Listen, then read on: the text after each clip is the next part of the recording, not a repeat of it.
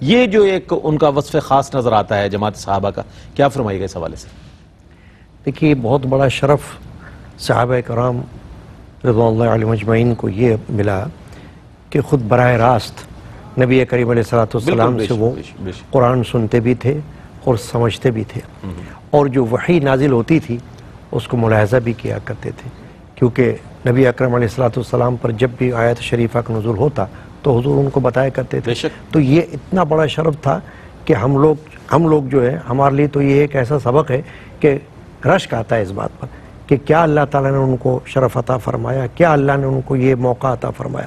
اب آپ دیکھیے کہ جیسا کہ میں نے عرض کیا کہ قرآن مجید جو ہے جس وقت نزول ہو رہا تھا تو صحابہ کرام رضوان اللہ علیہم اجمعین اس کے مخاطب تھے، کیونکہ بعض اوقات جو آیت شریفہ نازل ہوتی تھی وہ واقعات کے حوالے سے نازل ہوا کرتی تھی، اور صحابہ کرام رضوان اللہ علیہم اجمعین وہ اس کے سامنے ہوا کرتے تھے، اس کے مصداق تھے کہ بھئی یہ آپ کے لیے یہ حکم آ گیا ہے۔ اب جو شغف اور جو رغبت قرآن مجید سے، جیسا کہ آپ نے ابھی سوال میں کیا، صحابہ کرام کو ہمیں نظر آتی ہے، وہ اپنی مثال آپ ہیں۔ اب آپ دیکھیے، میں ایک واقعہ عرض کرتا ہوں۔ حضرت اسید بن حضیر رضی اللہ تعالیٰ تلاوت کر رہے تھے سورہ بقرہ کی، تو آپ نے دیکھا کہ تلاوت کے دوران میں آسمان سے ایک حالہ جیسے صاحبان ہوتا ہے روشنی کا، وہ اتر رہا ہے۔ تو گھوڑا بندھا ہوا تھا ان کا، اور اس کے قریب ان کا ایک بچہ معصوم تھا، وہ چھوٹا، وہ وہاں پر کھیل رہا تھا، یحییٰ اس کا نام تھا۔ تو آپ کو خیال پیدا ہوا کہ کہیں ایسا نہ ہو کہ گھوڑا جو اچھل رہا ہے بچوں کو نقصان پہنچے۔ انہوں نے تلاوت روک دی اور اس بچے کو سنبھالا، تو وہ حالہ جو تھا وہ اس وقت غائب ہو گیا۔ پھر آپ نے شروع کی تلاوت تو پھر وہ نظر لگا۔ اب صبح کو نبی اکرم علیہ السلام کی خدمت اقدس میں حاضر ہو کے یہ واقعہ عرض کیا۔ حضور نے فرمایا کہ تم جو قرآن پڑھ رہے تھے تو تمہارے قرآن کو سن کر اللہ تبارک و تعالیٰ نے فرشتوں کا نزول فرمایا۔ سبحان اللہ۔ اگر آپ پڑھتے رہتے، اس تلاوت کو جاری رکھتے، تو صبح وہ تم سے آ کر مسافہ کرتے، سبحان اللہ، اور تم ان کو دیکھ لیتے۔ اللہ۔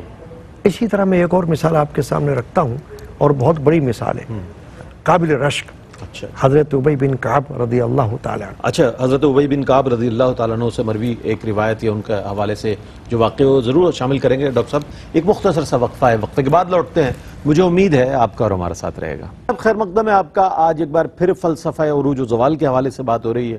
جب فلسفہ عروج و زوال کی بات ہوگی تو ظاہر ہے صحابہ اکرام رضوان اللہ تعالیٰ علیہم اجمعین کی ان عظیم کامیابیوں کا، عظیم ہستیوں کا ذکر ہوگا جو انہوں نے اپنے دور میں حاصل کی، جسے آج بھی مثال کے طور پر پیش کیا جا رہا ہے۔ حضرت ابی بن کعب رضی اللہ تعالیٰ عنہ کے حوالے سے ڈاکٹر صاحب کچھ بیان فرمائیں۔ میں عرض کر رہا تھا کہ حضرت ابی بن کعب رضی اللہ تعالیٰ عنہ سے نبی اکرم علیہ السلام نے یہ فرمایا کہ مجھے اللہ تعالیٰ کی طرف سے حکم ہوا ہے کہ میں آپ کو قرآن سناؤں۔ اللہ اکبر۔ اب بتائیے کیا بڑی بات ہے کہ حضور اکرم علیہ السلام فرما رہے ہیں کہ میں آپ کو قرآن سناؤں۔ تو انہوں نے کہا یا رسول اللہ کیا میرا نام لیا اللہ نے؟ بتائیے، فرمایا ہاں تمہارا نام لیا۔ اس پر ان کی آنکھوں سے آنسو جا رہے ہیں۔ تو کتنی بڑی شان ہے، یہ تو بہت بڑی معراج ہے نا۔ میں یہی تو عرض کر رہا ہوں کہ جو آپ نے جو سوال کیا اس میں صحابہ کی شان دیکھیے۔ نوکر کی معراج ہے کہ مالک نام لے لے اس کا۔ بتائیے کہ حدیث پاک بخاری شریف کی حدیث ہے کہ حضور فرما رہے ہیں آپ کا نام لیا۔ اللہ، تو کتنی بڑی شان ہے یہ بات، اور ایک صحابی کے لیے کہ اللہ تبارک و تعالیٰ کی طرف سے حکم ہو رہا ہے کہ ان کو قرآن سنایا جائے۔ اچھا، یہ جو آپ نے ایک شعر پڑھا اس میں کہ اور تم خوار ہوئے تاریخ قرآن ہو کر، علامہ اقبال کے جواب شکوہ میں یہ شعر ہے۔ میرے جد امجد حضرت مولانا غلام رسول قادری رحمۃ اللہ علیہ ایک مرتبہ بیان فرما رہے تھے، تو قرآن کے حوالے سے انہوں نے ایک بات کہی جو مجھے اس وقت یاد آ رہی۔ آپ نے ایک شعر پڑھا کہ ہم نے قرآن کی تعلیم کو جب چھوڑ دیا، ہم کو قرآن نے بھی ہائے غضب چھوڑ دیا۔ کیونکہ آپ کے سوال میں یہ بات ہے کہ ہمیں ان سے کیا سبق حاصل ہو رہا ہے، صحابہ کرام سے، جو ان کی رغبت ہم دیکھتے ہیں، ان کا شوق قرآن مجید کا ہم دیکھتے ہیں، تو ہم کیا سبق حاصل کر سکتے ہیں۔ تو جب یہ شعر پڑھا آپ نے تو کہا کہ ہم نے قرآن کی تعلیم کو جب چھوڑ دیا، ہم کو قرآن نے بھی ہائے غضب چھوڑ دیا۔ آپ نے فرمایا اگر اس کو ذرا تصرف کر کے پڑھا جائے تو یوں کہنا چاہیے کہ ہم نے قرآن کی تعمیل کو جب چھوڑ دیا، ہم کو قرآن نے بھی ہائے غضب چھوڑ دیا۔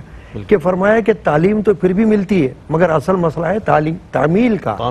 کہ صحابہ کرام جو رضوان اللہ علیہم اجمعین تھے وہ تو تعلیم کے ساتھ ساتھ تعمیل میں بھی پیش کیا بات، سبحان اللہ۔ قرآن مجید کا حکم کو ماننے کے لیے ہمیشہ آگے ہوتے تھے، تو ان کی زندگیاں آپ دیکھتے ہیں کہ بالکل پرسکون گزر رہی تھی، اور دین اسلام کے احکام کے مطابق گزر رہی تھی۔ اور آج ہم لوگ قرآن مجید کو پڑھتے بھی ہیں، مگر بعض اوقات ایسا ہوتا ہے کہ گھر میں قرآن مجید پڑھا ہوا ہے، پڑھنے کی توفیق نہیں ہوتی، بچی رخصت ہوگی تو اس کے سر پہ رکھ دیا جائے فال نکالنا تو ہوگا، برکت تو حاصل کرتے ہیں، برکت حاصل کرنے کا شوق تو رکھتے ہیں، مگر وہ چیز کوئی کہنا چاہیے کہ پڑھ کر سمجھے اور اس پر عمل کرے، اس میں کمی محسوس ہوتی ہے۔